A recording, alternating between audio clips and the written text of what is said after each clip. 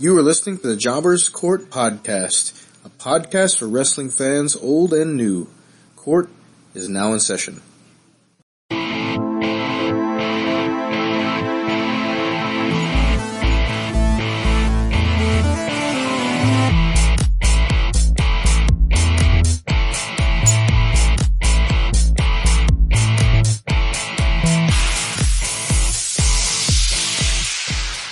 Hello and welcome. This is going to be episode 11 of Jobbers Court. I'm very happy to have you all listening. I am Rasquatch, the king of Jobbers Court, joined like always by Cedric, the wise old owl of wrestling, as well as the man of 1,004 nicknames, Hawkster, Howker Taker, Hawksaw, Jim Duggan, the Hawkster. So, got a very, very special guest today, an international superstar, if you will, on the independent circuit. Wrestles primarily in the Tennessee area, but some experience through Illinois as well. But we're going to get to know him, where he's come from, and all of his experiences. So, joining us tonight is Rex Romanov. Welcome to the show. Hello, capitalist pigs. Wow, jeez. So you don't care much for Americans then? I pretty much hate everybody other than myself, other than maybe Eva Mendes, but she's a special case. Okay. And Dolly Parton. So Cedric, why don't you go ahead and we'll initiate him into Jobbers Court, much like we would anyone else. So why don't you go ahead and open us up for the interview? I'm sorry, Mr. Rex, but I think I got the bird flu. Uh-oh. The bird flu. Not too good. All right. Thank you, Mr. Romanov, for joining us today here at Jobbers Court. And the question is simple. What got you into wrestling when you were just a little kid or maybe a teenager? What was that moment that you realized, I am a big fan of wrestling?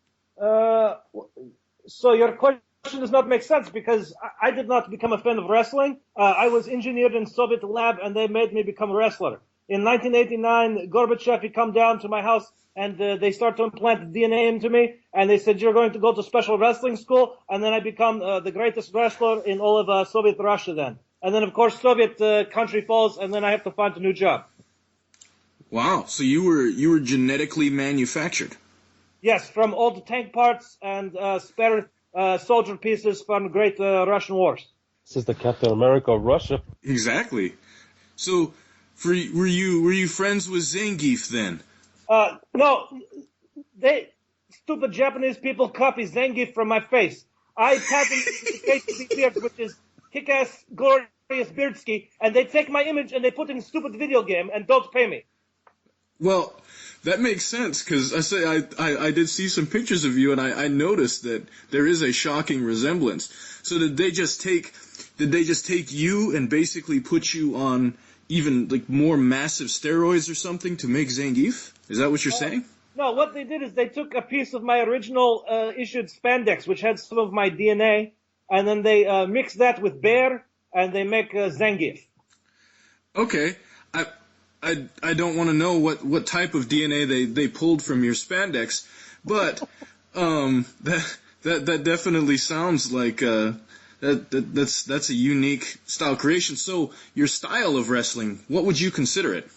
Oh, well, very technical, and I like to mix in a lot of misdirection. You know, I like to make my opponent look other place right before I hit him, typically in throat or groin. Oh, so you fight dirty? No, it's only dirty if you get caught. I suppose that makes sense. What do you guys have for Mr. Rex? Any questions? I'm intrigued. I got a few things I want to ask, but I don't want to hog your spotlight. Well, Rex, this is Mr. Outstanding, and you said you're from Russia. You're biomechanically engineered, so does that mean you're part robot? Part old Russian tanks. There we go. So occasionally rusty cars. Gotcha. So do you run off a diesel then? No, I run off of cobalt, sodium-3, plutonium fuel. It has nuclear half-life of approximately 190 years. Wow, that's impressive. So how fast does that make you run then? Well, actually, I don't run. I just walk in place, and the earth moves underneath me. There we go. Sounds good. I've heard you have an affinity for yak's milk. Well, it is number one drink for anyone who's serious about training and wants to have the number one supplement to stay healthy.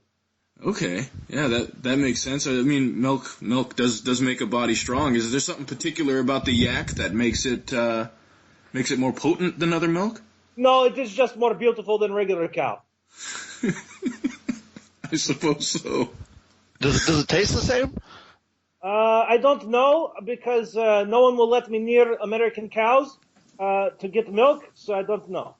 Oh, we don't want to taint the beef. But American cow must be inferior because Siberian yak is Russian, so it is better. It's a stupid question. Well, if it's a stupid question and America's stupid, why'd you come here for work? Well, actually, I did not come here for work. I was assigned here for work.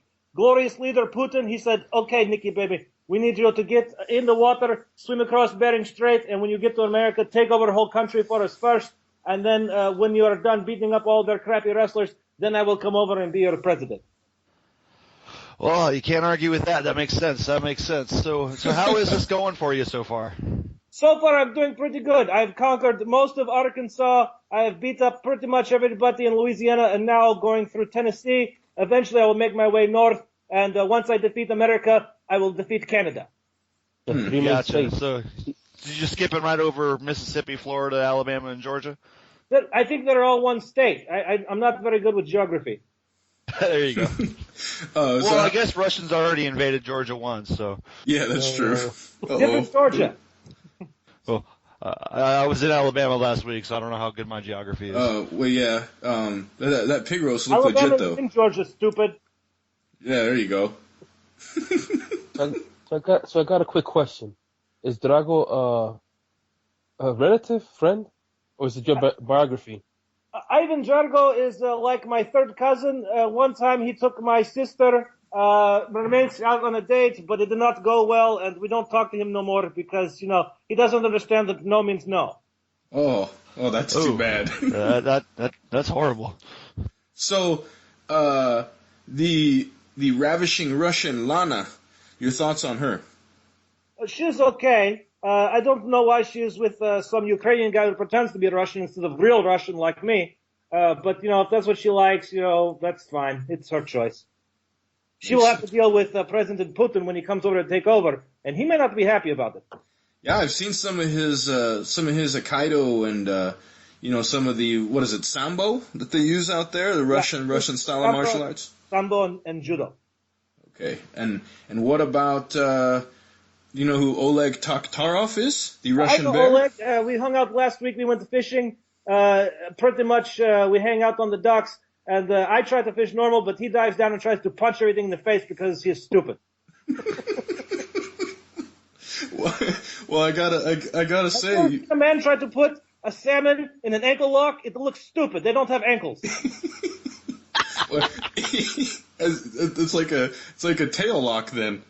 Yeah, but I tried to explain that they don't have bones. It's just cartilage, so nothing will snap. Wow. Huh.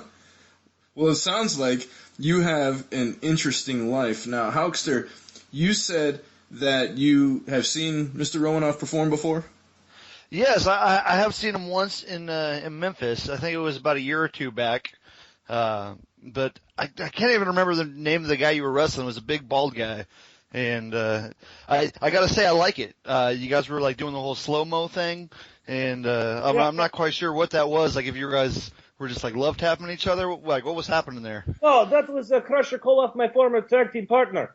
And the company we're wrestling for tried to make him fight me for a title, but we are tag team partners, so we said, okay, we're not going to actually, fight for it. So we just started messing around, and then someone accidentally pushed the slow motion button, and I have to slow way down, and it was a big chaos. So do you have somebody remotely controlling you then? Because you said to press the slow motion button. Right. So there's a button in the corner. Every ring has a slow motion button. But unless you're a real veteran, you don't know what it is. Ah, so you have to be legit then before you figure that out. Right. Okay, that makes sense. I learned something today. Yeah, I learned something from a Russian. Wow. You know what they should have learned from us? How to get to space first. Yeah. Oh, no, we already did that. We already built wrestling ring on Moon. We were waiting for first challenger to show up. You're saying you guys already had one? It was waiting up there? Yeah, he's still waiting. Oh, because we never made it? Yeah, you never made it. That was what the whole space race was for, was to get to Moon to have first wrestling match on Moon. Hard to suplex person when it's only 1/16 gravity. Ah, yeah, okay. Wow. Man, this is Talk about slow motion. Yeah, I was gonna say talk about it. we're still trying to get there. Well, you need to drink more yak's milk and then you will make it. Maybe. I'm gonna invest in that. I mean I was getting all into this almond milk stuff, but I think I like this yak's milk more. What do you eat then? Like, do you need to eat things? On occasion, but because I have cobalt, sodium-3, plutonium fuel, I don't actually have to eat normal human food. Occasionally, I like to take candy from children just to make them cry, but I don't actually have to eat. Oh, okay. So, is that just to like toughen them up a little, or? No, just because it's fun. So how has this guy not been arrested yet? Yeah, I don't know. They I can't have catch him. diplomatic immunity from President Putin. Damn lethal weapon. Yeah, diplomatic immunity. So, what are your plans for the future? You talked a little bit about basically taking over the United States and then eventually taking over Canada. But, what happens when you have to run into, like, Mr. America, Hulk Hogan, or, like, the resurrection of it, or what happens if you run into, like, a real American, like, Hacksaw Jim Duggan or somebody like that they figure out. Yeah, well, I was saying they figure out how to go back in time and they bring Hacksaw Jim Duggan back. I think that'd be a heck of a brawl. If they go back in time and bring Hacksaw Jim Duggan, then I will just show up with saw and cut off his stupid 2x4. It's not really that complicated. How did nobody figure that out sooner? I mean, did they have electric handsaws though? They might have in Russia, but I don't know if they had them in the United States. Not back then. Well, that is your problem, not mine. We invented the saw. What else did Russia invent? Do you think? Pretty much everything, except for democracy, which is stupid and a waste of time. All right. Your best match. What would you say your greatest match, your greatest achievement you've ever had in the ring? Oh, greatest achievement. Approximately 2 years ago, I won the Swag Heavyweight Championship from Swag Wrestling in Southwest Tennessee, and that was pretty impressive because I German suplex man who weighs approximately 400 pounds. Wow, you hit a German on a guy that weighed 400 pounds? Yes. But he was only 310 pounds when I got done because I think he crapped out 90 when he hit the mat. I dig it. So I'm guessing growing up in Russia and all this training, you probably wrestled some bears, and that's probably helped you get to this point. Is that right? Yes. Actually, the bear wrestling was not for wrestling training, just getting me ready to date a Siberian girl. Because very similar. There you go. I gotcha. Smelling what you're stepping in. Oh, man. Speaking of Siberian women, I saw a wrestling match that you have with a female. It seems that you have no issues beating the guys or the girls in America. Is that correct? That is true, because I believe in true equality. So I like to kick women in the throat the same way I like to kick men in the throat. We appreciate the equality then. Has there been a woman that's ever been close to challenging you? Well, I once tried to challenge Elvira, Mistress of the Dark, to a wrestling match, but the restraining order says I cannot get within 100 feet of her, so we cannot actually have match. That's a good choice, actually. Elvira is a great choice. I'd do some wrestling myself, but I think I'm in the same situation as you. Damn restraining orders. So all right. German suplex by a Russian wrestler. That'd be something. Now, can you do? Did Zangief also steal your finishing move, the jumping, spinning pile driver? No, he actually came up with that one night. He got very drunk with a bunch of sailors, and it was back during the 70s, and disco was very popular, and it was a whole big mess. But I typically use suplex. He used a spinning pile driver.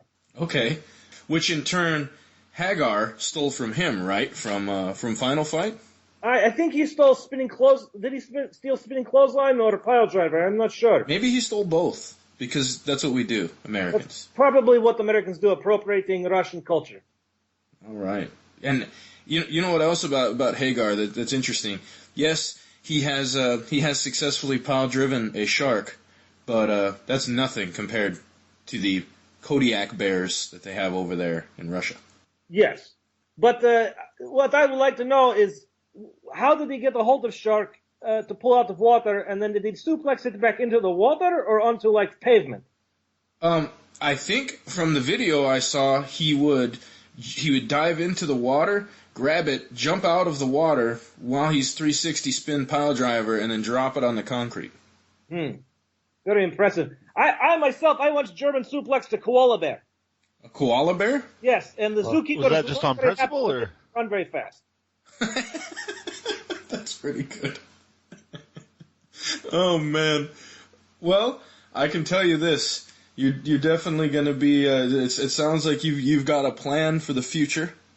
And are there any more of you, as far as created from tank parts? Or are you the only one?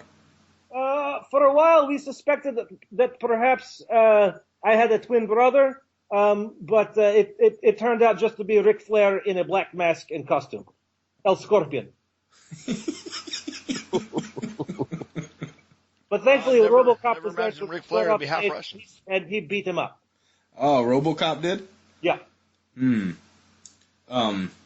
So, do you think you could beat RoboCop? Pretty easily. He's not very fast and not very flexible, so I'm pretty sure I could take him down and give him the fish ankle lock. So what's the difference? Because the fish ankle lock. I need to go back. Oh man, that's good. What else you guys have for Mr. Rex? Anything you guys want to know? Yeah, I got one more question for you. Since Vladimir Putin is very well known for his fighting ability, are we ever going to see a tag team match with you guys, or do you just do all this work?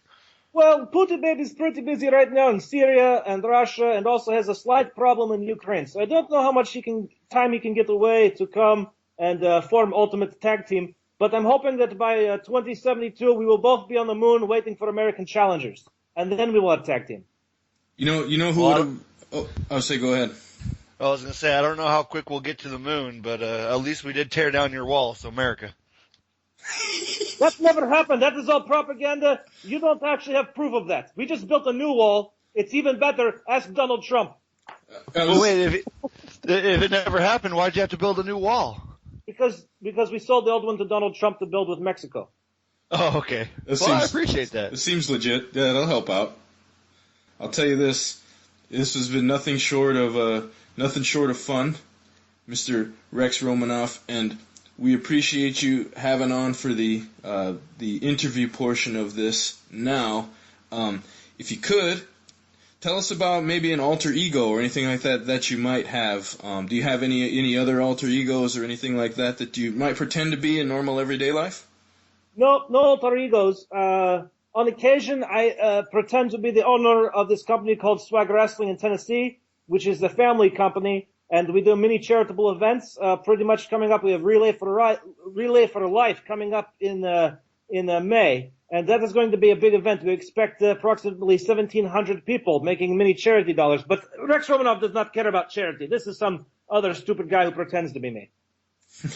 And if someone wanted to find you or your product, where could they do that?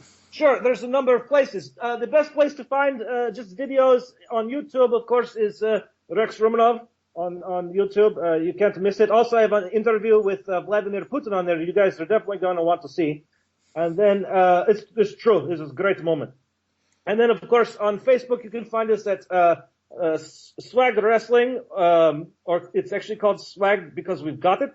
And that is a special group on Facebook. Awesome. Okay. So, do you have any questions for us? Sure. So, my first question is, how come you are hosting a wrestling show? Why are you not training and getting ready for Wrestling on the Moon? Me personally, it's because I know that I'm not ready to take on these challengers and the likes of yourself. There's no way I'm ready for that. For yak's milk.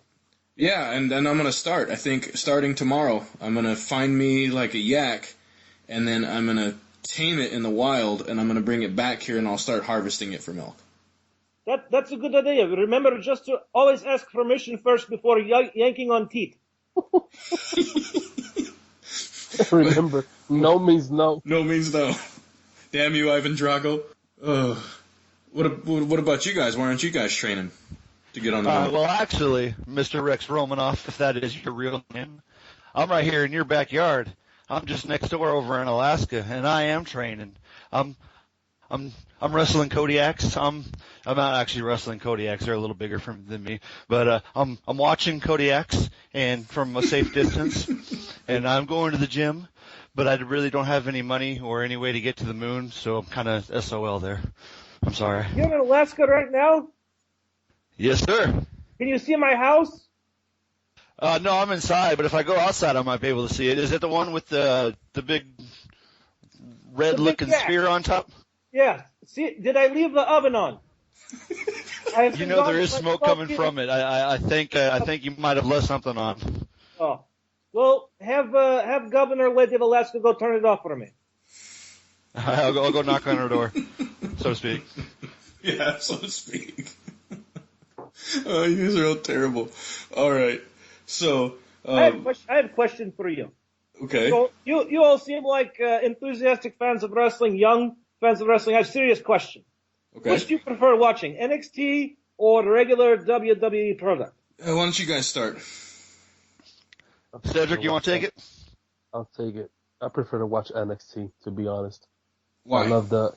I've always loved the indie feel, the indie wrestling feel that NXT brings, and I feel the wrestlers at the NXT level still have enough of who they were in the indie wrestling scene. They're still being molded to be characters in the main roster, but they still allow them the freedom to have a little bit of that indie wrestling style that some of them are known for and has made them famous. And definitely with Shinsuke Nakamura coming in, I definitely will continue to be a fan of NXT. And if Mr. Rex Romanov ever end up in NXT, definitely I'll be watching NXT. Hulkster, what do you say? All right, well, I watch WWE because I love the TV show, but I watch NXT because I love wrestling. Amen, brother.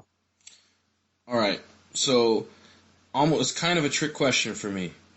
Week to week, NXT, I enjoy watching it, but I think that WWE puts on very good network specials, and I think that the quality of their wrestling on their network specials or old pay-per-views, whatever you want to call them, is very good, and I enjoy those for the most part. That's probably my favorite thing is the events they hold once a month, but week in, week out, I'd rather watch NXT. I just don't like their fans. Well, the reason I bring up this question is because when I was growing up and I enjoy watching wrestling, I enjoy old WCW, back when they have cruiserweights and, Dean Malenko and the Ultimo Dragon, everybody's much younger. And WWF has now taken product and turned it into, main show is kind of cookie cutter and NXT has great action, but they don't get the exposure that the main roster gets. And I kind of miss the kind of blend that we got at WCW. Big guys, little guys, different kinds of action, humor, everything.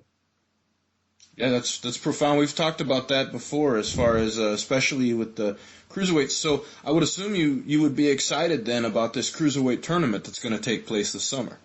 Yes, and it's actually about 20 years overdue because Ray is much older now. He cannot, he's much bigger too, but he doesn't compete the same way. And a lot of the guys who made cruiserweight what it is, they're not around anymore. So I feel that it's a little bit overdue, and hopefully they will pay homage to the people that made that possible. Yeah, I'm right there with you. Are there any indie guys out there that you'd love to see on this cruiserweight tournament? Sure. Two of my favorite indie wrestlers. One is Anton LaVey. You should look him up. Very good, very smart wrestler. And the other one is Trent Ware, young kid in Central Tennessee, also wrestles in Florida. He's good. And then another one is Bam Bam Baker. Bam Bam Baker. I have not heard that name. Me neither. He's very young, maybe only a few years wrestling, so he's starting to make a name for himself. Him, Trent Ware, and Anton LaVey. That's my top three. When you worked in Illinois, what companies did you work out of here? I worked for several. I cannot remember their own names, but I had one special show I did with Al Snow, and he chased me around with a rubber dog turd, and that was very disturbing. A rubber dog turd. Yeah. Okay. That's in Carbondale. Okay. Did you ever make it out west to St. Louis? No, not make it to St. Louis because of, we'll say, travel visa problems. So typically I stay in the Tennessee area. Yeah, that makes sense. All right, so what is your thoughts on like a thing like Ring of Honor, one of those indie promotions? Ring of Honor is fantastic. I wish that it would get serious money behind it from somebody. You know, back when WCW started to compete with WWF, they got Ted Turner money. And then they could make a real show to compete against WWF. Now, I like WWF too, but competition breeds innovation, which means every week they're trying to do something. WWF now has no competition, so they don't really try. So if Ring of Honor could get serious backing and money and exposure, they could be a real threat because it's completely different, harder style, younger guys. They take a different approach to wrestling, and it's certainly, for me, better kind of entertainment. Mm-hmm. I agree. So it's kind of like what happened to America recently after we beat Russia in the Cold War. We got lazy. Right. Hey, you said right. We won the Cold War. All right. You won Cold War, but then we go in and we win Syria and every other one. See, they win. So. But they, war. But I say we won the Cold War, but they won the Hot War, whatever the Hot War is. Got it. Okay. But, I could go for a hot pocket right about now. Me too. Alabama style. What he can do I don't know about that. Talk to President Putin, or maybe the Klitschko brothers, and put some money into Ring of Honor. Yeah, you know, that might be a real possibility. Or maybe a Ring of Honor gets on Patreon or some other way to gen up money and actually be a threat to WWF. Because NXT, I hate to say, is kind of their way of pulling talent from Ring of Honor because they have more money. Agreed. Mm-hmm. So I actually had a serious question that I was going to ask, and I'm so happy that Mr. Romanov did mention that. What do you think, since you mentioned the whole pulling indie wrestlers into NXT? Do you think that is healthy for the competition outside of WWE as the other indie shows having wrestlers people in? It's kind of complicated because you always want to see young guys from the indies make it to the big show. And NXT is now a place where guys who are not the right size or not the right body shape can now have a chance to go and make a good living for themselves. So it's good in that sense, but at the same time, it's just WWE's attempt to try to keep people from watching some of the indie products, you know? So I feel both ways about it. I'm happy for the guys who make it, but at the same time, I think it can hurt the chances for someone to seriously challenge the WWE in the future. So, I guess you say it's sort of like a pro wrestling Cold War, so to speak. Somewhat, yes. So, what are your thoughts on those wrestlers that actually pass on the opportunity to come to NXT or WWE, and they decide, you know what, I'm going to stay and represent this indie company? What are your thoughts on those folks that, like you said, pass on the opportunity to move forward? It's definitely their choice, and if they think that that's where they're going to be happy, that is the best thing for them. The last thing you want is to go up to a big company and for them to change you entirely and then get fed up with the business and quit. That is really the problem you had with, what's his name? I'm getting so old. Need an oil change. You and Cedric both. Yeah. But, you know, guys get burned out and they get changed. And, you know, the guy that you saw, Daniel Bryan was lucky. Bryan Danielson. He was lucky. He got to stay him when he went up to the WWE, right? And Kevin Owens, for the most part, is still Kevin Owens. But a lot of guys, you know, are not the same person. And they've kind of been run over by the storyline and the people who write it. And, you know, I kind of miss El Generico. I really do. Well, wait a second. I thought El Generico went to Mexico to take care of orphans. No, I'm pretty sure he went to Ohio Valley and then to NXT. I'm so confused right now. Did any of you guys see the thing on Google where you put in the words and then you transfer it to Arabic and then you put Sami Zayn in Arabic and then you translate it back and it goes to El Generico? That's awesome. Yeah, that's what happened to El Generico. I think he became Sami Zayn. He's a double agent. Yep, potentially. So, I know, obviously, road stories, those type of things are generally off limits to you guys. You know, what happens on the road stays on the road. But do you have any good, like, locker room stories or any funny stories that maybe have happened in the ring or anything that you'd be willing to share? Oh, too many. I've been wrestling since approximately 1999. All over the world. I actually started in Japan at Osaka Pro Wrestling. That's where I start before coming back to the States. So I already told you about Al Snow chasing me with rubber dog turd, yes? Yes. Yes. Let's see. John. I'm trying to, because, wrestling is already contains many weird people, and then you put them together in a big room, and of course they're going to do weird things to each other. Okay, so to speak. So to speak? Maybe not. Sure. Okay. One time I put the bag of chocolate pudding down another wrestler's pants and then give him pile driver and smash bag to make it look like he crapped his pants in the ring. Oh, that's awesome. Chocolate pudding. Anyway, wow. Okay. Anything else? Like any kind of maybe mistakes or something like that might have happened that turned into something really funny? Well, I don't make mistakes. Other people make mistakes, and then I usually have to go and fix them. Okay. But as far as that goes, the important part is that you adapt to things and you make it work for you. Yeah. So like this one show, these guys are teaming up on me. And so I figured out that what was happening was I was tired. I drove a lot that day. So I run out into the audience and someone is drinking Red Bull. So I take the Red Bull and I down Red Bull for energy. And then I find a bowl of cereal and I eat that and the ref is still counting. And then I find some other stuff and eat that. And then I get really pissed off and I go back into the ring and I'm getting ready to kill them. And then someone hits me with a chair from behind. So, it doesn't always work out the way you plan. So you, for the record, you have lost before? Yes, but only because of unfair American referees, and typically I don't understand English very well, so the rule book is a little questionable to me. I gotta say, one of the things that I really get super upset when I saw it on YouTube was how people do not respect your hair, and they immediately go and pull it. I gotta admit that it's pretty dirty. Custom Soviet mohawk. We invented. No respect. Yeah. I'm sorry. I gotta say, I'm sorry. That shouldn't happen. Yeah, I agree. No man should pull another man's hair regardless of their ethnicity or background. So yeah, I feel for you too.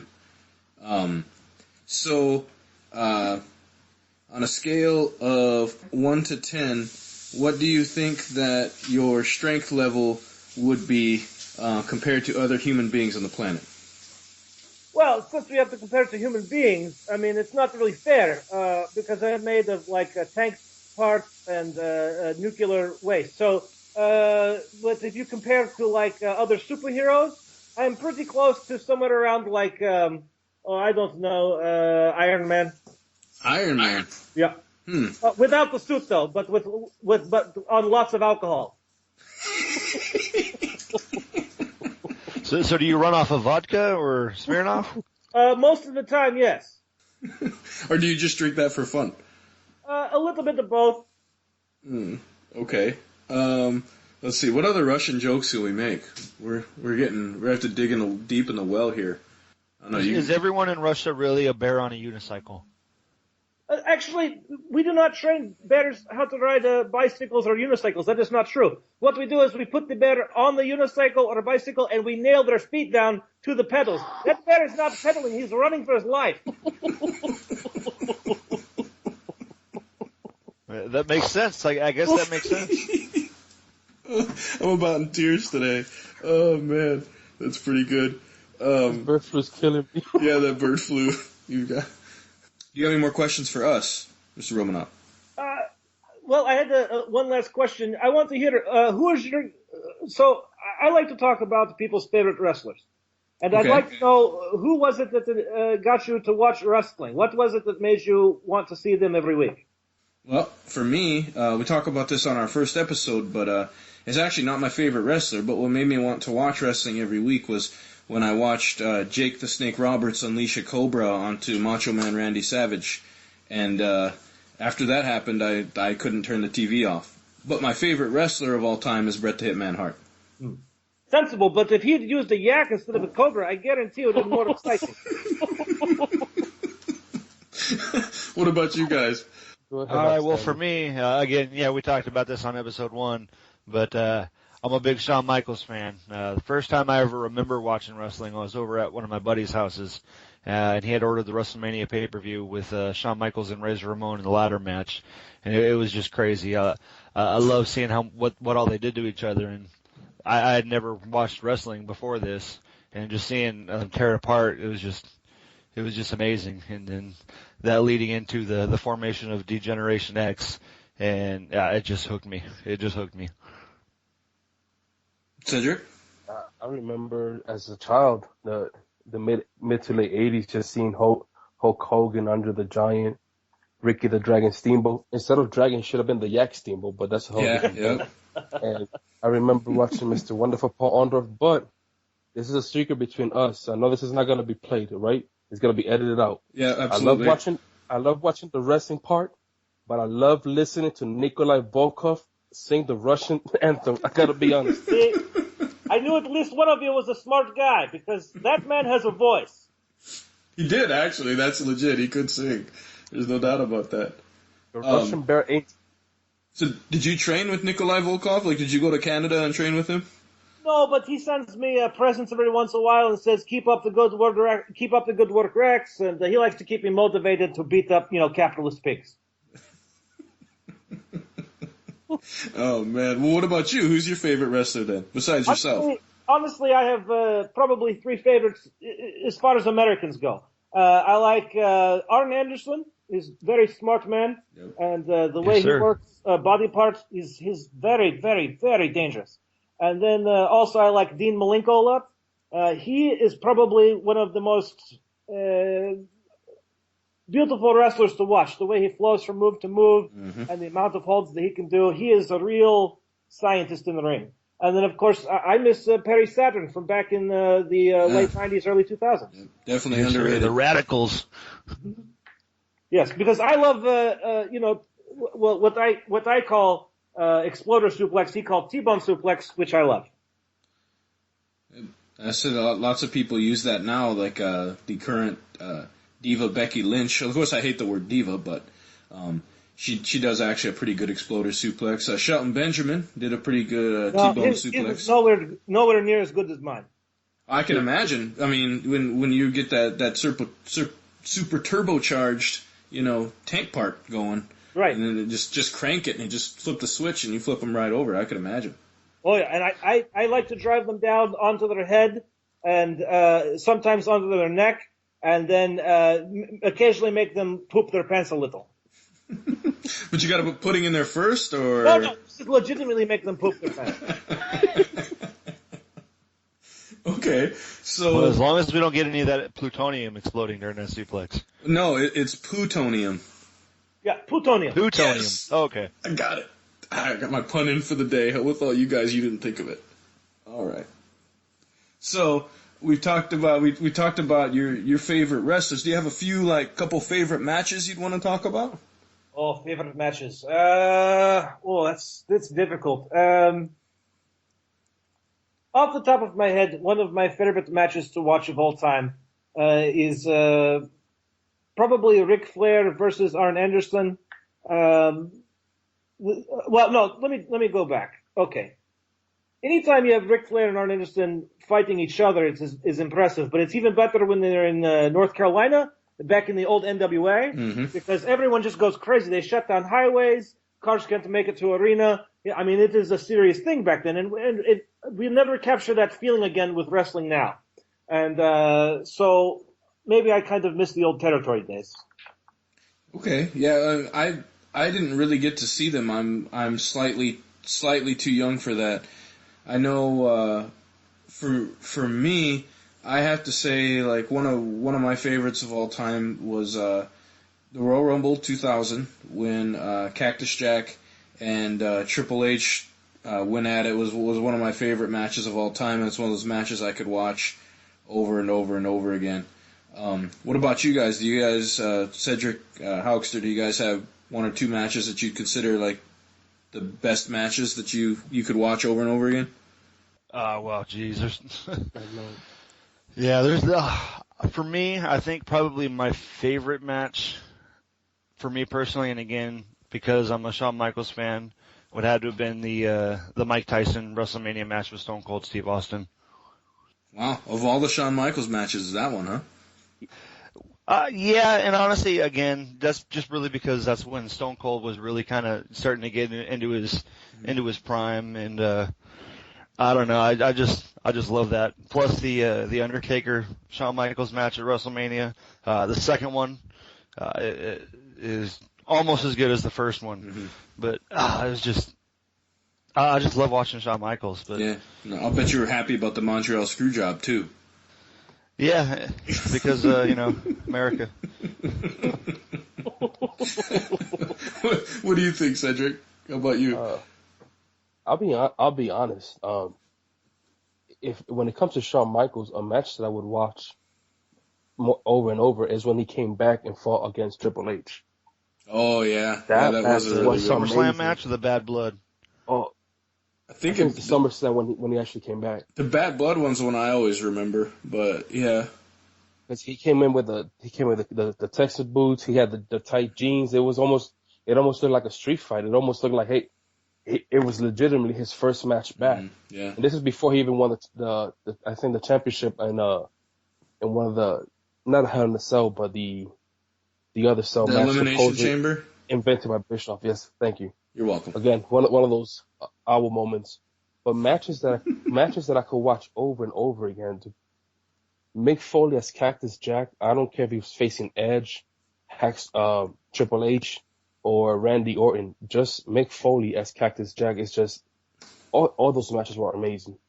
But for emotional value, the WrestleMania where both Chris Benoit and Eddie Guerrero won the championships, and then they embraced at the end. That was just one of the most amazing moments, in my opinion. Yes, sir. Yeah, I was saying, I know you're a tough Russian man, Rex, but did you tear up when that happened? Did oil run out? No, I did not tear up when that happened.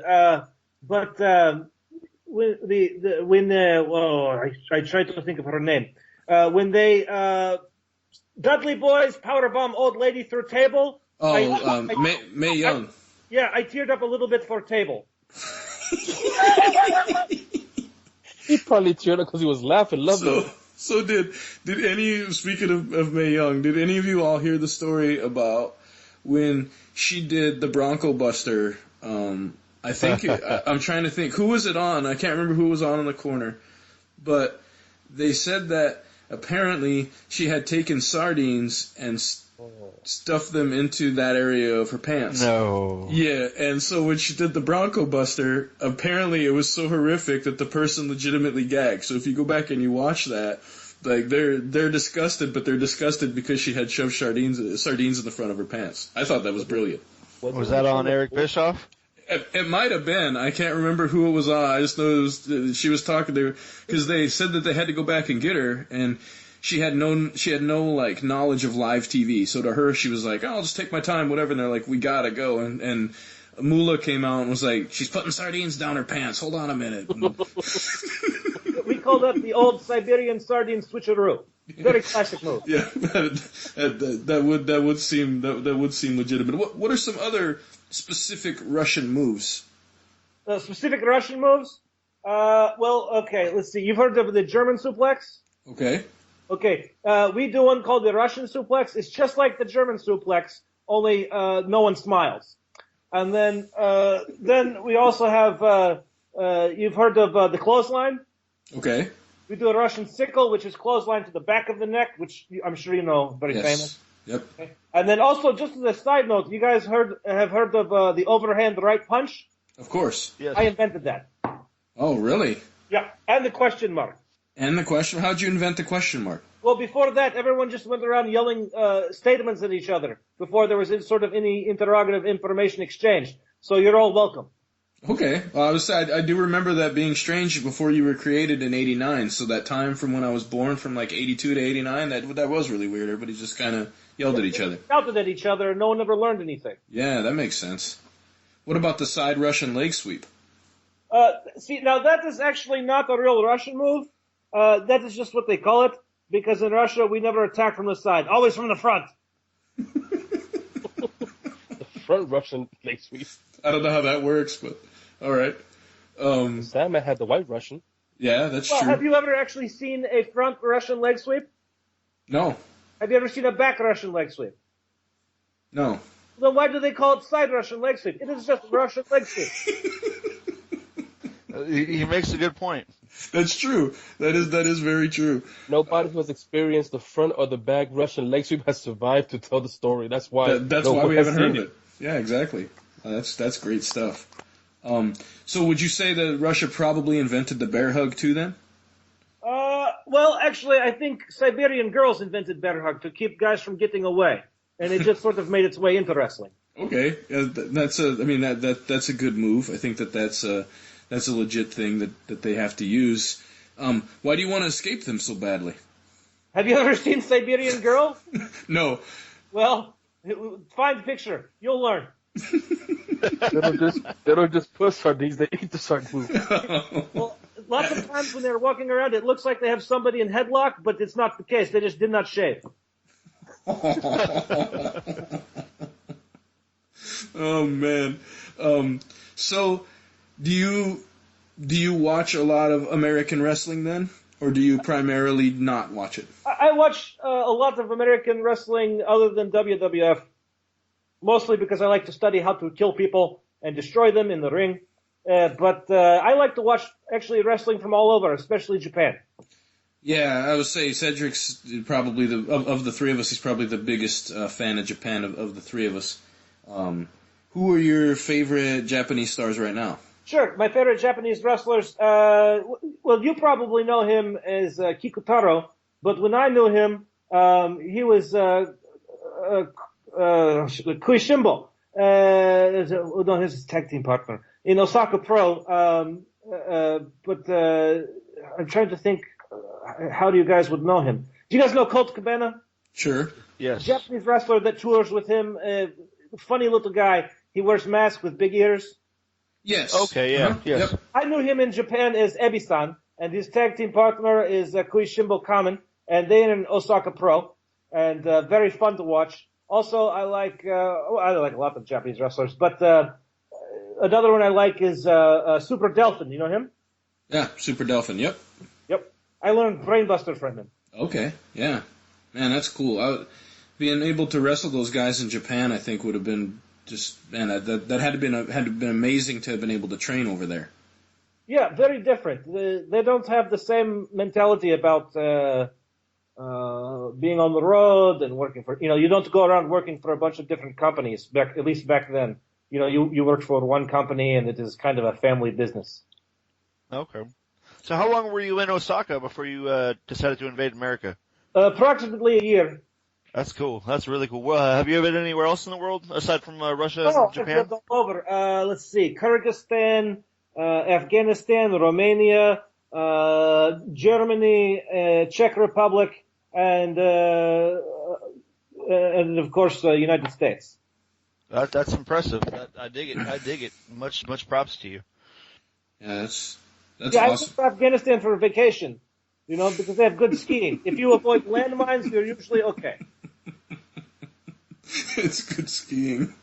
Yeah, base of Himalaya mountains. You get to come down Himalaya Kush, powder snow all year long. It is great. Yeah. Yeah, and plus on skis, much easier to dodge machine gun fire. That makes sense as well. I dig it. Was that part of the Russian training?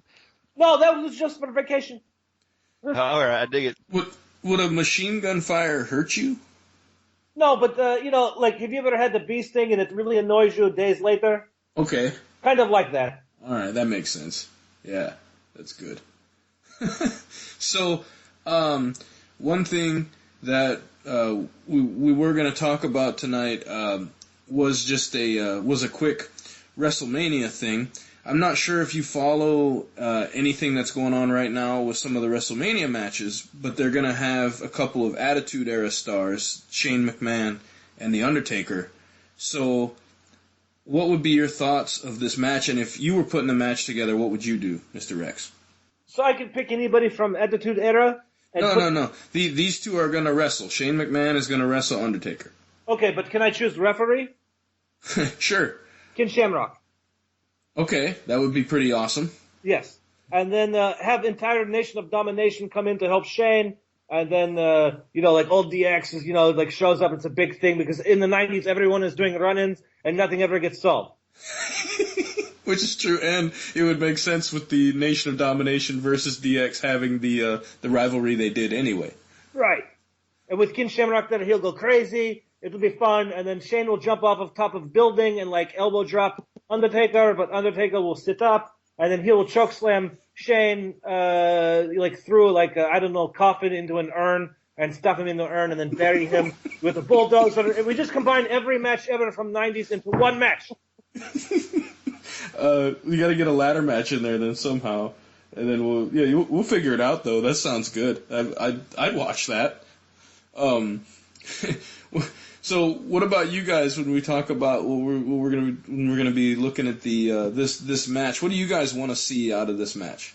All right. Well, the little kid in me wants to see Shane McMahon jump off of the Jerry Dome screen, but that's not going to happen because he has kids. And McMahon has a family. That was a horrible JR. That was bad. But I want to see Shane jump off of something. Well, how do you think it ends? How does it end? Yeah, the match. How do you think it ends? There's going to be some kind of swerve to where somehow Shane McMahon wins. I don't know what. Maybe Vince decides to come help his son, or I don't know. Bray Wyatt comes in and comes after the Undertaker again. But there's going to be some kind of swerve to where Shane wins this match. Cedric? Yeah, I agree with Outstanding. But before I say that, I just thought about an emotional moment that I had. And I think Mr. Romanov probably also cried. When the Hart Foundation beat the Bolsheviks in record time, I cried. I just got to say it. Yes, but the Hart Foundation is Canadian, so it's okay because it still wasn't Americans. You guys couldn't get it done. Wow. All right. Amen. Amen. I was going to bring up the fact that Dynamite Kid beat Nikolai Volkov in 4 or 5 seconds in one of the tournaments, but again, he's not American, so. But is British? Isn't that just kind of the same thing? No, because Americans are like cowboys and British people are like really boring people. But what if you're an Indian? Read the book and put Nikolai Volkov to sleep. That's probably what happened. And then pinned him. Yeah. Read a book. All right, but yeah, seriously. Yeah, but I agree with Hawk Standing. I think something's gonna happen where if they really want to make it, I guess, fresh, whatever, Shane is gonna end up winning. Someone's gonna come in, whether it's Bray Wyatt to continue his feud with Undertaker. Who knows if they even throw in a Brock Lesnar? I don't see why they would do that, or even a Kane, something that they might call fresh and new, but really it's something that they tried before. But I kind of see Shane McMahon winning this fight. I will be really surprised. And if Undertaker were to win this one, and part of me wants him to win, but the truth is that he already lost once. I think this second loss, as long as it's because of interference and it's not really a clean loss, I think it won't be as bad. But I think Shane's gonna win. Well, I'm gonna take you guys to Rasquatch booking 101 here. If I'm booking this match, I have Shane McMahon lose clean, middle of the ring to the Undertaker. But when it's over, Undertaker has so much respect for Shane that he instantly raises his hand and declares him the new manager of SmackDown immediately. And if anybody wants to dispute that, they can get in and challenge the Undertaker. Since nobody does, Undertaker stays on for a little bit as some muscle for Shane McMahon from show to show, and then you carry that on for about 6 months or so. What do you think of that? Well, after Shane McMahon called The Undertaker Vince's little bitch, I don't know about that. He called out Taker, man. I'm pretty sure Vince and Shane are somehow in cahoots in this whole thing. Honestly, like in my honest opinion, I think they've somehow done this for some reason to The Undertaker. I don't know why yet, but I think that they for some reason are already in cahoots, and Shane is going to beat The Undertaker with the help of Vince, and then Vince is just going to hand over the reins to Shane and then basically tell Stephanie to hit the road. Could have something to do with that blackmail, too. I would like to give my official prediction, if that's okay. Sure. So I think actually what is going to happen is, have you guys ever watched Scooby-Doo? Yeah. Okay. So what will happen is Shane will go out to attack Undertaker. Undertaker will beat him up for a little bit, and then finally, after catching him in an elaborate trap, he will pull off the mask and they will reveal Ric Flair. He will be the crotchety old man that has been running the amusement park pretending to be a ghost. Well, I think Ric Flair might be a ghost. He's starting to look pretty bad there on TV. I think he might have died 2 or 3 years ago, and the Grim Reaper forgot to tell him. The Grim Reaper still can't turn over that figure 4 leg lock, so until he does, he can't tell Ric Flair, it's time to go. Why don't you, Rex, talk about what you have coming up in the future? Sure. So the most important thing that I would like to talk about is next month, the 17th, in Paris, Tennessee, we will be having a charity event for Relay for Life. It is a very big show. All of the money that it is made goes to that charity. We collect nothing. And we would like to have everyone come out or at least promote it, or they can even just send donations to Relay for Life. But we do completely, the wrestlers do not get paid. Everything goes to the charity. It's only $5 to get in. Last year we had approximately 900 people. This year we're expecting twice as many. So it's a good chance to see some great wrestlers. We're going to have a lot of action. And of course I'm going to be there, so it's going to be the best thing ever. But people should definitely mark that down on their calendar. Awesome. I just thought of something. So you wrestle in Tennessee. Mm-hmm. Have you met Jerry the King Lawler? Yes, I've met him a couple times actually. Okay. And what did you think of him? He's a pretty smart guy. He's always quick with the comebacks, and he always shows me, where the best gentleman's club is, and I kind of like that. But sometimes he wears the one-piece singlet thing, which is a little confusing to me. I'm like, could you not afford to get the other half of the singlet, or what? All right. Some wives to support some ex-wives. Yeah, I would say he's got just a couple. I think him and Jim Ross and Ric Flair are having a competition, I think, for who can get married the most times. All right, so it was really great talking to Rex Romanov. Really, really funny guy, obviously really, really entertaining character. I know he was able to give us a few thoughts about these tag teams, which you'll hear in just a minute, but he wasn't able to join us fully for this last part of the show.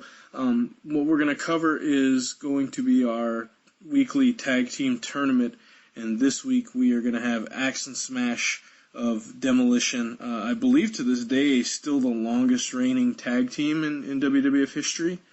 Mm-hmm.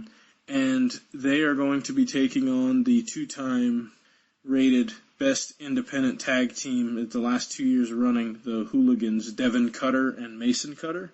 We're going to talk about them a little bit and see what your guys' thoughts are. So I know for you guys, we were taking a look at a few tag teams today, and you'd help out with us, Rex, because we have a tag tournament that we sort of put together where we pair an old-school tag team with a newer tag team. Now, I don't know if you're too familiar with these guys, but have you heard of the Hooligans? Oh, absolutely. I've actually seen them only once. I didn't know if you had any thoughts or opinions on their style. It is not my style, but they were not classically trained like me and then built in Soviet lab. But I mean, from what I saw, everything looked fine. If you were going to compare them to, say, Axe and Smash from Demolition, how do you think that they would match up? Okay, so hypothetically, the Hooligans versus Demolition. Yes. Okay, right away, I'm going to give the win to Demolition because they wear face paint. And they're really into S&M, which means that they can take a lot more pain than the Hooligans can. Oh man, just right away. So do you think them having Mr. Fuji would have anything to help them out? Fuji, you cannot lose.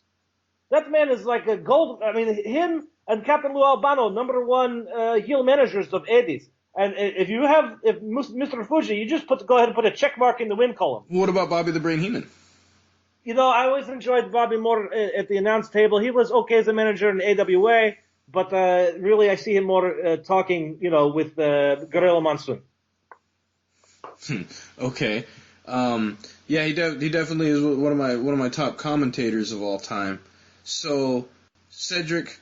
Alrighty, as you mentioned, Demolition, not only the longest reigning tag team champions in WWF/WWE history, but also their combined three reigns that they had is also the longest. So not just as one of them, but also as the combined three title runs. We have Axe and Smash Demolition at a time where we also had LOD and we had the face paint. They too had the face paint, a little bit more of a Kiss looking type with a star and some painting. It was funny seeing their debut and the progression of their hair and their paint and their face paint. I think I'm glad it progressed because that first debut, the color was pretty off the wall, but pretty unique to say the least. Wrestling gear, I would say, especially after they took all the spikes in the mask. But don't let that fool you. These guys, there was nothing pretty about them. And I don't mean just facially. Their wrestling style was just not pretty. It was just, we're going to axe and smash you. Pretty much the name was perfect for them and demolish they would any of the tag teams. They faced some of the better tag teams during the era where tag team wrestling was a big focus in WWF wrestling. And you just got axe handles to the back, kicks to the gut, body slams, nothing, clotheslines, and eventually the one wrestling move, he will set you up, Smash will set up your opponent with a very softly placed backbreaker type maneuver, and then Axe would just drop that elbow from the second rope for the 3 count. So they seem to have had quite a few managers from Russia's Johnny V, Mr. Fuji. I think Bobby the Brain managed him at one point as well. I don't remember Bobby having him, but I guess it's possible. I know Mr. Fuji definitely because I saw his videos and then the debut as well. The Johnny V was with them, but just pretty good tag team. They have not just the record of when it comes to their reigns, but just the names of the tag teams that they beat. Most of them would be easily Hall of Fame just based on what they did for wrestling and tag team wrestling. But decent team, a lot of strength. Like I said, nothing pretty. Yeah, Alex, your thoughts? Yeah, I'm right there with you. And not very pretty, but man, they knew how to beat you in the mouth and put you down. These guys were awesome. My biggest memory of Demolition was when they took the tag titles from the British Bulldogs after the Bulldogs finally captured it. And yeah, these guys were awesome. The Demolition Decapitator, I think is what that move was called. Yeah, when they do the backbreaker and then the other guy off the top rope or off the middle rope into a elbow drop. Yeah, these guys were awesome. You just pretty much picture an overweight 300-pound version of the guys in Kiss, mix that with characters from the Mad Max movie, and that's Demolition right there. These guys were in your face, beat you up, and just absolutely demoralize you in the ring. Just awful power, but awesome to watch.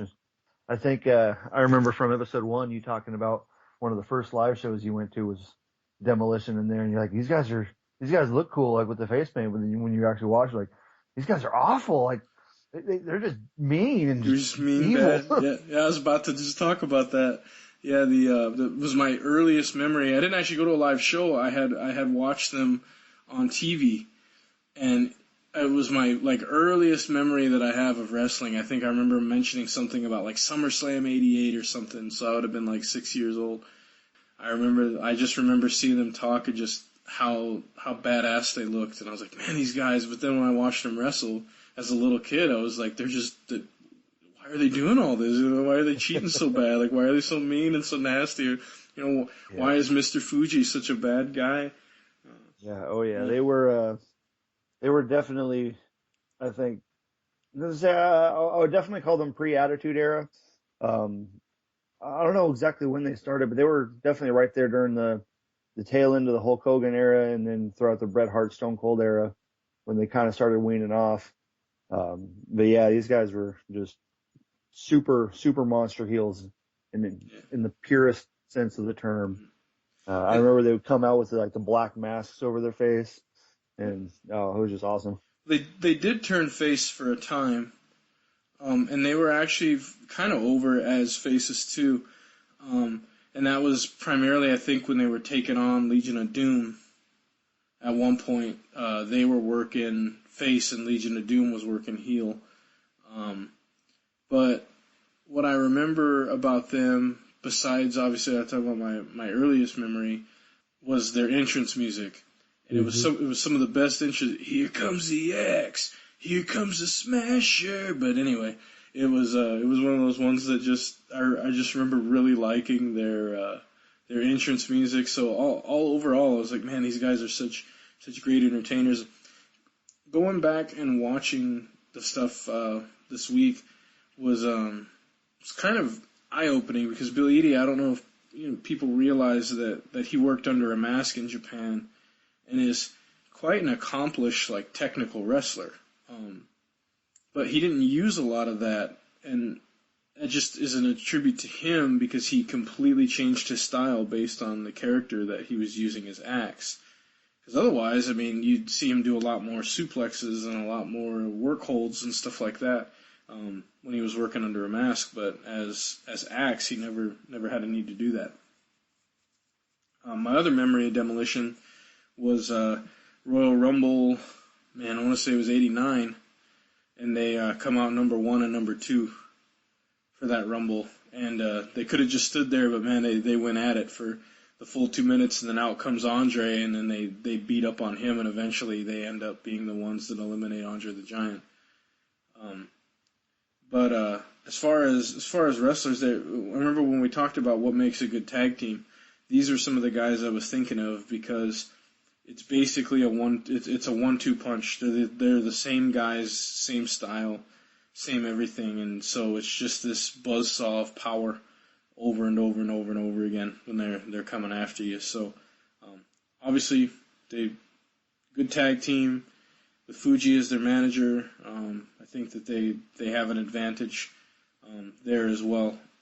So are they still wrestling? Because I remember a few years back, it was 2010 or 2011. They did something with Chikara. I don't know if they're still wrestling or not. I wanna say they're semi-retired now. I know I just recently heard Bill Eadie and Barry Darsow were on the Steve Austin podcast, and they were saying they were still wrestling, and that was last year. But I think they were planning on retiring soon.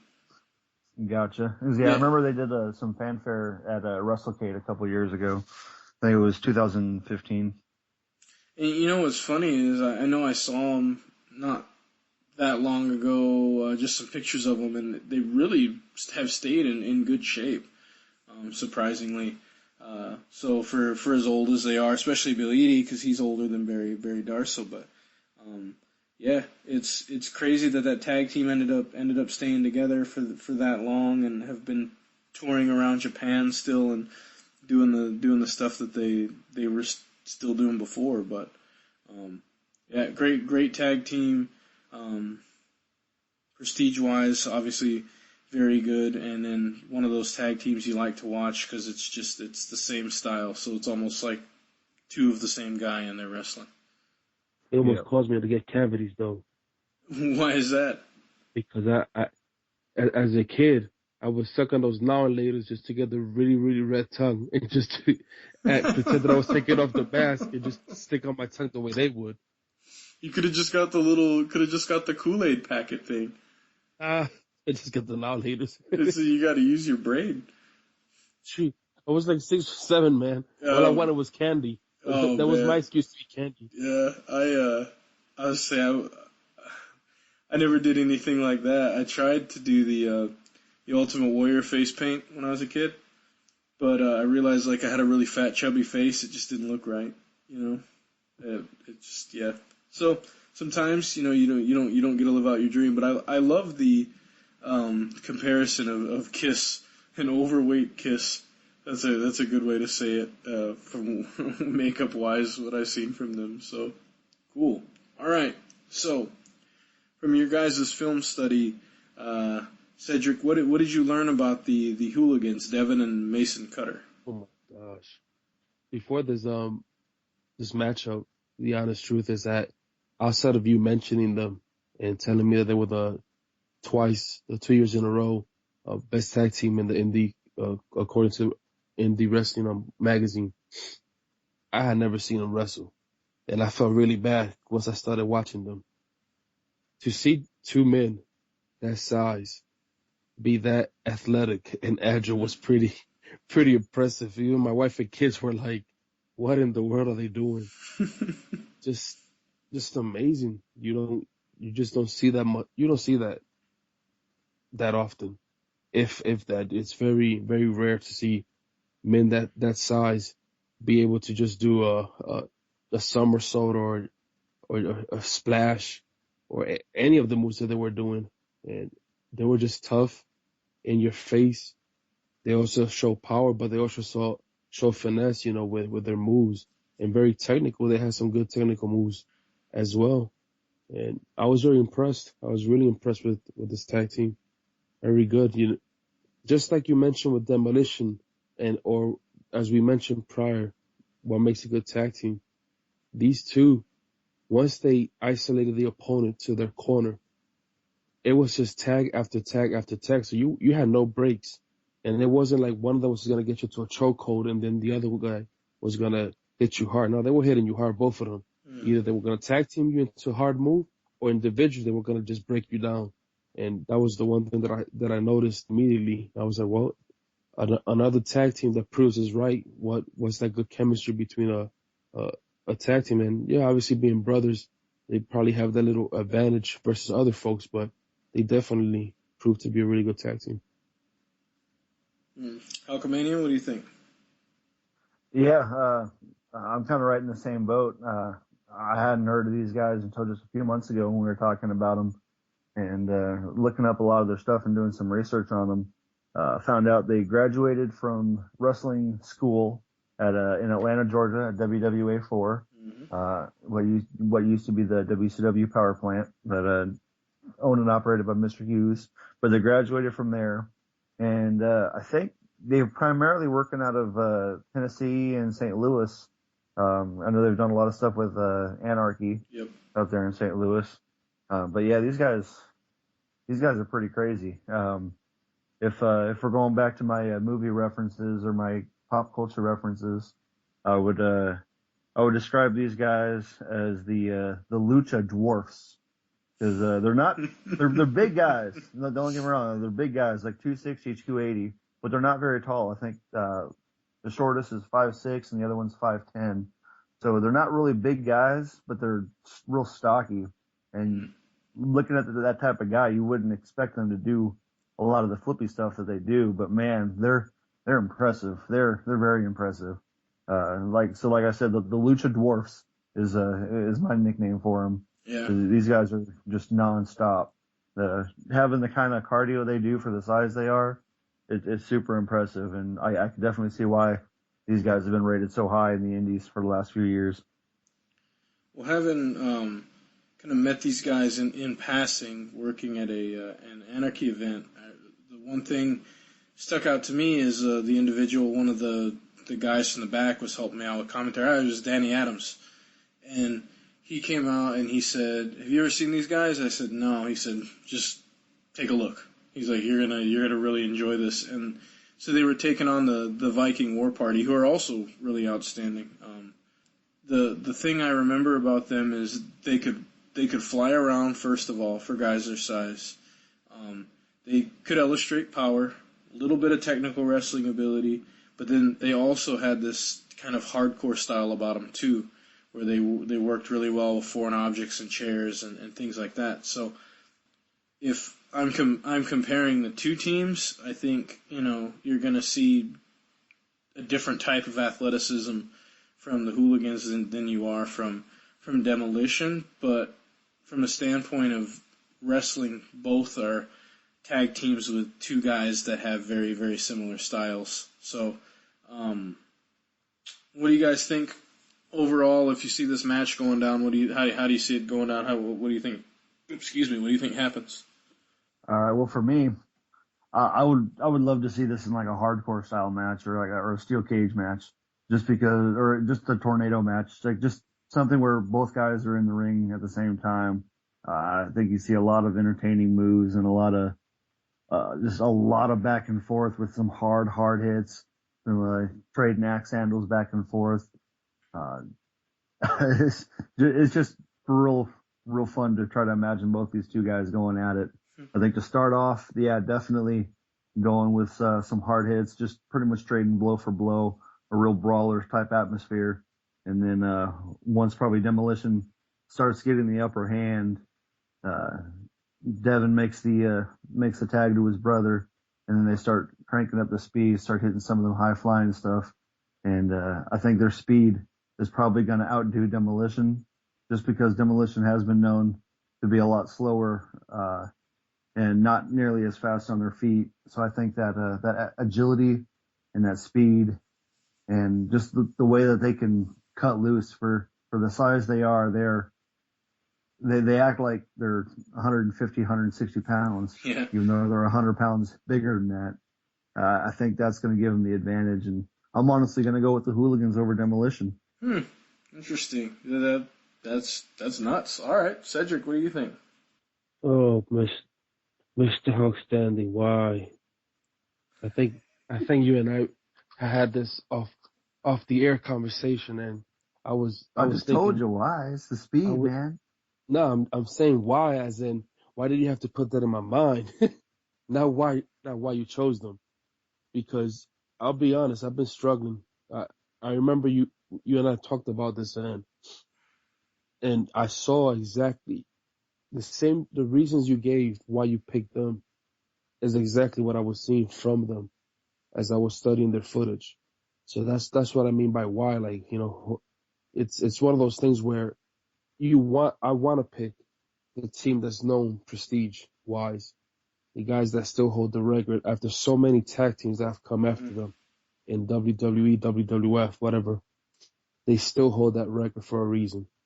And they did fight some of the better names, bigger names during an era where, like I said, tag team wrestling was primarily dominant in the WWF time era. I think the Demolition, maybe not LOD, Legion of Doom type strength, but they were strong guys. There's no doubting that. When I saw them fight against the Powers of Pain, Warlord and Barbarian had that Legion of Doom physique, that big physique, that strong physique, and they went blow for blow, and it was just hard hitting, smash mouth fighting. When you say that they beat the British Bulldogs for the tag team, when you say they fought LOD, Heart Foundation, Can-Am Connection, you name it, they fought those teams and they beat some of the best teams. So for me, I'm gonna go with their power and that prestige, I guess, is what will overall make me pick Demolition.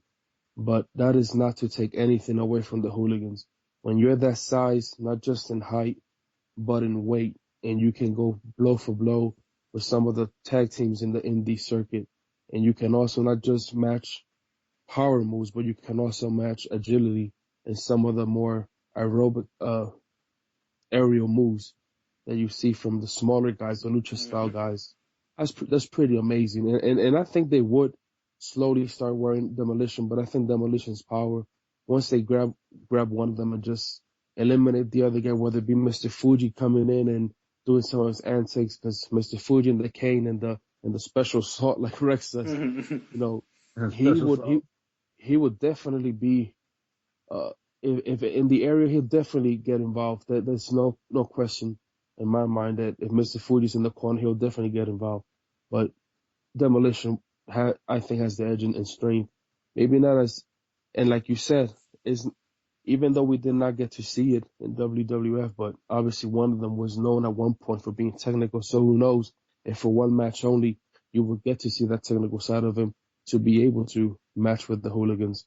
So I'll go with Demolition. All right, so I have the tie-breaking vote. So I see this match kind of being a back and forth affair early, like you said, Hawkster. I don't think Demolition would ever have faced a tag team quite like this ever.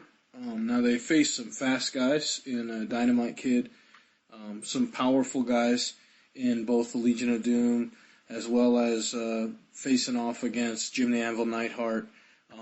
They've been in there with technical guys like Bret Hart, so they've seen just about everything. But I can see them being caught by surprise initially by the athleticism. But to me, the factor is going to be Mr. Fuji.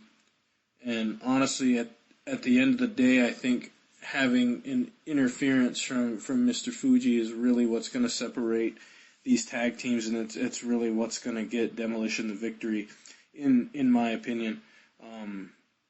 Would it be a great match? Would it be close? Yeah, absolutely. And in fact, I think the styles of these tag teams would be such a fun thing to watch, especially if the referee was lenient and let them work outside the ring a little bit, working the steel steps or even a chair or whatever. I think that it would definitely be a high intensity matchup. But even though Devin and Mason are both big, like squat, sort of bigger guys, I don't see them as having this huge power level. And so I think that's when Demolition can just use both those guys are near 300 pounds or 300 pounds plus, and they can drop bombs and can use big power moves. So inevitably, I think Demolition picks up the win, and I think they'll be the ones advancing in the tournament unless anyone else has anything else. All right, so sneak peek time. What do you guys think? What do we got next week? We're gonna sneak a little peek. A little sneaky peek? Alrighty. Well, next week we're going to have our special guest who actually did graduate from the WWA 4 Wrestling Academy. She is a female wrestler by the name of Kira Hogan. She's going to be hopefully joining us next weekend, and we're going to talk about some women's wrestling, maybe even some divas wrestling as well.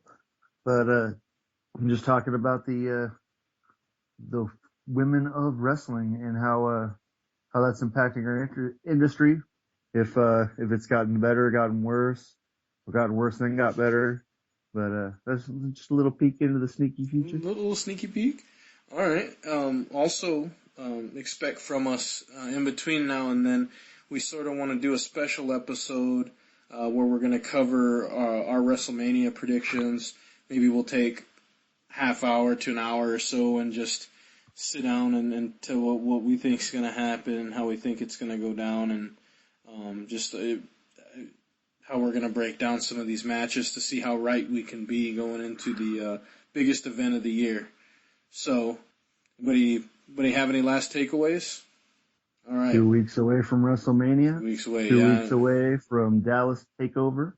So it's going to be good. It's going to be real good. Yeah. Pretty much know what the card's going to be for the most part. But we'll see if there's any surprises this coming week on Monday Night Raw.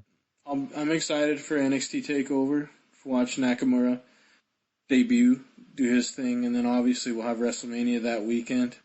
April Fool's Day is also Friday. It's one of my favorite holidays, so I've got some pranks in mind already. And gonna have a great guest next week. We've got more and more guests lined up. What is the tag team pairings for next week? Cedric, do you have those? I know we were discussing Motor City Machine Gun versus Midnight Express. I believe that's what we had, yeah. So the Motor City Machine Guns versus the Midnight Express. That should be a doozy as well. Very, old school style versus new school style. I'm looking forward to that one. So, want to thank Rex Romanov again. Fantastic guest. We had a ton of fun in enjoying his character, and I'm still trying to find that yak to get some yak smoke, but when we'll definitely have to have him back on here sometime. So, all right. Without further ado, then the Jobber's Court is adjourned.